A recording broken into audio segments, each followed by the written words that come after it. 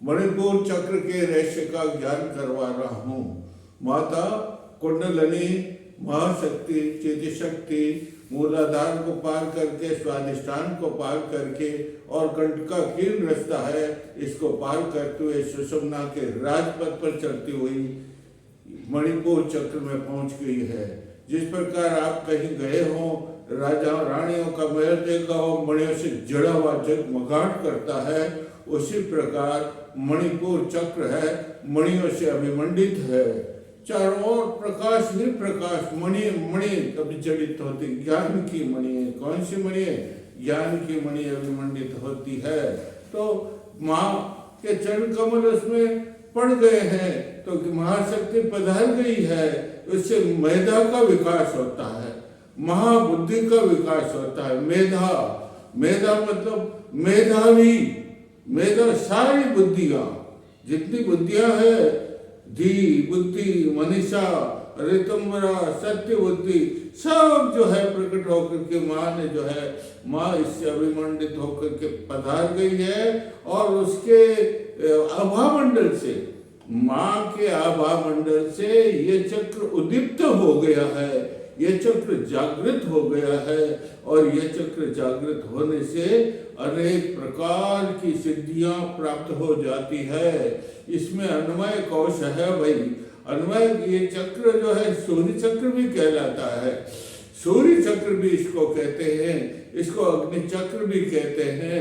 ये सूर्य का निवास है इसके अंदर, किसमें? इसलिए इसको सूर्य चक्र कहते हैं। अग्नि, तीनों अग्नियों का प्रकाश महाकुंडली में होता है, तेज होता है महाकुंडली। जब इसमें पदार्थ किया है तो तीनों अग्नियों का तेज, तीनों अग्नियों की ऊर्जा इसमें प्रकट हो जाती है। और जब ये सुप्त रहता है, कमल दस्त जो है इसमें पंखुड़ियाँ होती है, जब ये सुप्त रहता है तो इसकी पंखुड़ियाँ नीचे रहती है, लेकिन जब सुप्त जागृत हो जाता है तो पंखुड़ी ऊपर हो जाती है। आप मेरे इस चैनल को सब्सक्राइब करें, लाइक करें, कमेंट करें और हमारे व्हाट्सएप से जुड़ जाए। देखो, यही चक्र महत्वपूर्ण है। हमारा ये शरीर है, इस शरीर में मैंने बताया 3 नाड़ियां हैं। 3 नाड़ियों में जो बीच की नाड़ी है वो सुषुम्ना है, और सुषुम्ना में चित्रा, वज्रा, वज्र नाड़ी और ब्रह्म नाड़ी, उसमें ये केंद्र है मणिपुर चक्र मध्य में। ऊपर भी चक्र है, ऊपर जो अनाज चक्र है, नीचे स्वादिष्ठान चक्र है। ये अपने प्रकाश से, अपने ऊर्जा से अनाहत चक्र को भी जो है प्रभावित करता है, और नीचे जो चक्र है स्वादिष्ठान और मूलाधार, उसको भी प्रभावित करता है। और इसका जब जागृत होता है ना, तब जो है इसके आसपास में जितने भी अवयव, मणिपुर चक्र जब जागृत होता है तो मणिपुर चक्र के आसपास जितने भी अवयव हैं, कौन कौन से अवयव हैं? हृदय है, फेफड़ा है, ये लीवर है, यकृत है, तिल्ली है, गुर्दे हैं, ये सब जो है अपने अपने, इनमें भी एकदम शक्ति आ जाती है। ये निष्क्रिय रहते हैं, अच्छा काम नहीं करते हैं। जब मणिपुर चक्र में माँ के चरण कमल पड़ते हैं तो ये चक्र जागृत हो जाता है, और आसपास के जितने भी क्षेत्र हैं इनमें भी जागृति आ जाती, एक नई शक्ति आ जाती, एक नई चेतना आ जाती है। ये ब्राह्मी चेतना का केंद्र भी है। कौन सी चेतना? ये ब्राह्मी चेतना का केंद्र है। ब्राह्मी चेतना का मतलब है, ये जो है ये ट्रांजिस्टर होता है नहीं, पहले ट्रांजिस्टर जो समाचार को ग्रहण करता है, तो ऊपर जो ब्रह्मांड में जितनी चेतना है वो जब प्रसारित होती है नीचे, तो हमारे को ये जो है मणिपुर चक्र उसको खींच लेता है, और खींच करके सारे शरीर में प्रसारित करता है, इसको प्राणवान कर देता। क्या कर देता? इसको प्रतिभामय, ऊर्जामय, शक्तिमय और महाचेतना और महाशक्ति, महाकुंडलिनी, महामाया, ये बहुत प्रसन्न हो जाती है। इतनी प्रसन्न हो जाती है इसमें उसका, क्योंकि उसको आगे चलना, इसको पार करके, किसको? इस मणिमय चक्र को पार करके माँ को तो आगे जाना। क्यों जाना? भगवान शंकर से मिलने के लिए। परम ब्रह्म से मिलने के लिए, परम शिव से मिलने के लिए आगे जाना है। इसलिए इसमें जो प्राण शक्ति भी, अरे सूर्य का निवास है, मणिपुर चक्र में सूर्य का निवास है। तो सूर्य में जो यह वायुमंडल है ना, इस वायुमंडल में भी प्राण का समंदर लहराता, और प्राण के समंदर को इसमें मणिपुर में ऐसी शक्ति होती है कि उसका कुछ अंश खींच लेता। क्या करता है? खींच लेता है। बाहर से हम प्राणायाम करते हैं ना, उससे अभी विधि बताऊं, तो उससे खींच लेता और उससे सारे शरीर में, अंग में जो है प्राण संचित होते हैं। उससे दिव्य दृष्टि साधक को प्राप्त होती है। नहीं, दिव्य दृष्टि तीसरा नेत्र की प्रक्रिया है ना, वो ऐसे प्राप्त हो जाएगी। उसकी प्रक्रिया इस मणिपुर चक्र से प्रारंभ होती। और सूर्य चक्र है, सूर्य चक्र में संयम, ये सूर्य चक्र कहलाता है, इसमें सूर्य का निवास है। उसमें संयम करने से, संयम का मतलब है ध्यान, धारणा और समझ, ये तीनों इसमें करने से इसके अंदर जो हमारे शरीर में और ब्रह्मांड को कहते हैं समष्टि, और हमारे इस पिंड को कहते हैं व्यष्टि। समष्टि व्यष्टि के अंदर जो रहस्य है, जितने भी रहस्य है, वो सब हमारे यहाँ उद्घाटित होता है मणिपुर चक्र से। मणिपुर चक्र एक दर्पण है, एक अलौकिक दर्पण है, जिसमें सारे रहस्य प्रकट हो जाते हैं। और मणिपुर चक्र की साधना करने से साधक उन रहस्यों को प्राप्त करता अपनी योग्यता के अनुसार। किसके अनुसार? अपनी योग्यता के अंदर उन रहस्यों को प्रकट होने से दर्शन करता है, उनको अपने उपयोग में ले। किसमें लेता है? ये जो चक्र जो है सोया हुआ होता है, और दूसरे चक्र जो सोए हुए होते हैं उनको जागृत करने में मदद करता है। ये ऐसा भी, अरे प्राणमय कोश है, ये जो है प्राणमय कोश तो है ही, ये अन्नमय कोश के पास है। किसके पास? अन्नमय कोश का मतलब क्या? ये शरीर, चर्म, अस्थि, मांस, इसका बना, हम भोजन करते हैं, इससे चर्म, अस्थि, मांस बनता है इसका शरीर। लेकिन जब अंत में तो इसका हर का अंत होता है, तब अन्नमय कोश तो ऊपर चला जाता है। लेकिन इसकी जो धारणा है, अंदर जो आत्मा, उसकी धारणा, उसकी इच्छा, उसकी तृष्णा शेष रह जाती है। लेकिन वो तपस्या करता है नहीं, साधना करता है नहीं, तो लीन होने पर भी वो साधना उसके साथ जाती है और पुनः योगियों के घर में जन्म लेता है। और फिर उसको इतनी साधना करने की, इतना इस मणिपुर चक्र का प्रभाव है, सब सिद्धियां प्राप्त हो जाती है, वो सिद्ध पुरुष बन जाता है, वो बोधि बन जाता है। ये इतना इसमें प्रभाव है। तो इसमें मुद्रा भी करनी पड़ती है। बगैर मुद्रा के नहीं बताओ, ये देखो, ये मुद्रा के अभ्यास के बगैर इसे ये इससे क्या? विद्युत तरंगे जो इथर में, किसमें? इथर में विद्युत तरंगे है, वो ये मुद्रा करने से यहाँ आ जाती है और यहाँ से फिर हमारे शरीर में फैल जाती है। हमें इसमें इस चक्र के अंदर जो कर्णिका है, उस कर्णिका के अंदर अष्ट देवियां, कितनी देवियां?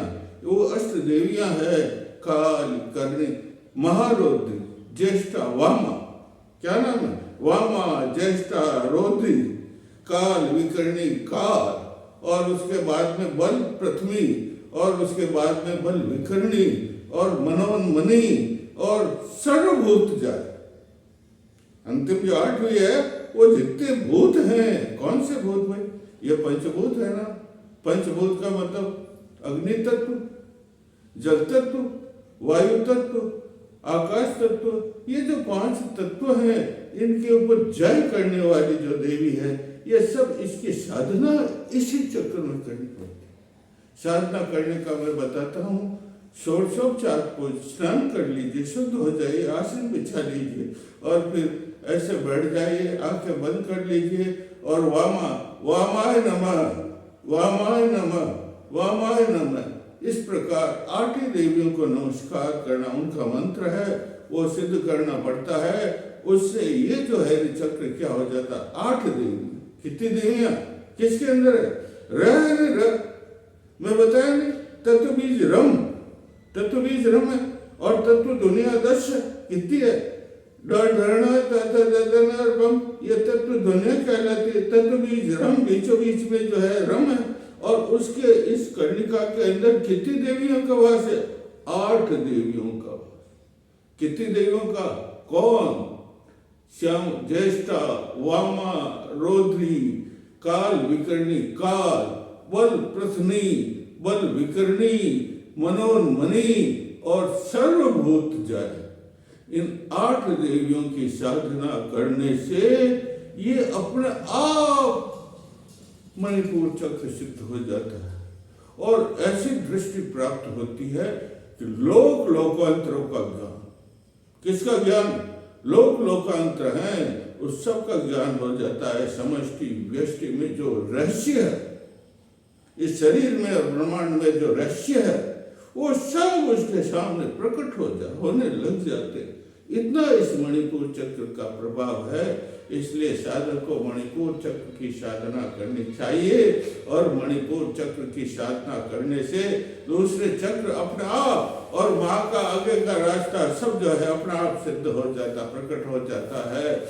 इसलिए देखो 2 प्रकार की विधि बता देता हूँ मैं। एक विधि है, तीनों बंद लगाने पड़ते। 3 बंद कौन से हैं?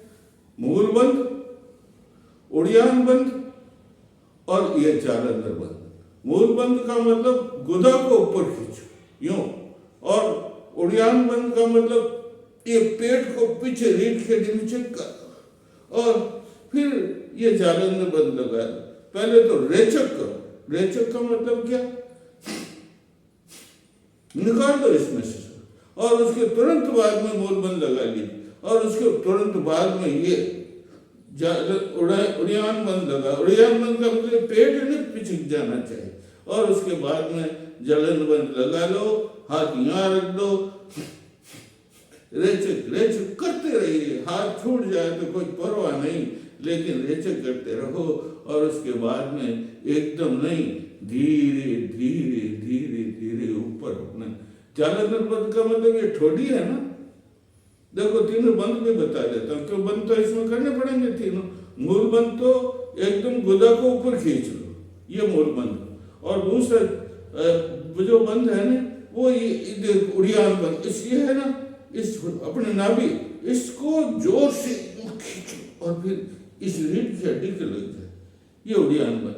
और ये जालंधर बंद, आप बैठे यूँ रहोगे, ये झुकना नहीं, ये जालंधर बंद नहीं है। जालंधर बंद क्या है? जालंधर बंद आप यूँ बैठे रहो, और ये आपकी ठोडी है ना, ये कंठकोप है ना, इस कंठकोप में लगनी चाहिए। कौन सा कंठकोप? ये देखो, ये कंठकोप है, ये ठोडी है ना,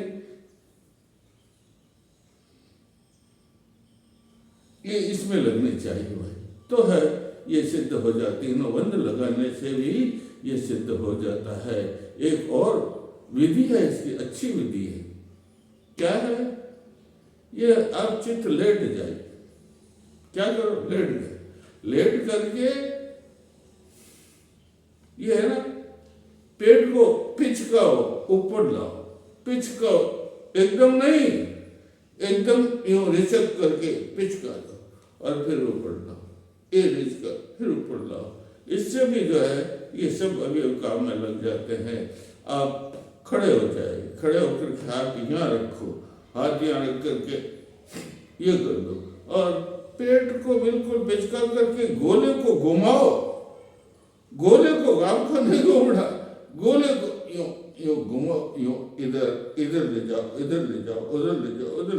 इससे भी ये चक्र जो है जागृत हो जाता है भाई। और अनेक विधियां जागृत की है, मैं कल और बताऊं, क्योंकि सबसे महत्वपूर्ण चक्र तो यही है। अगर ये जागृत हो गया तो आपको समझ लीजिए षटचक्र भेदन के लिए आगे का रास्ता। कौन सा रास्ता? आगे अभी तो बहुत रास्ता है नहीं, बहुत विकट रास्ता, बहुत कठिन रास्ता, बहुत खाई है, बहुत पर्वत है, बहुत नदियां, उसको सबको पार करने का रास्ता भी साफ हो जाता है। इसलिए मैं आगे और भी आपको बताऊंगा।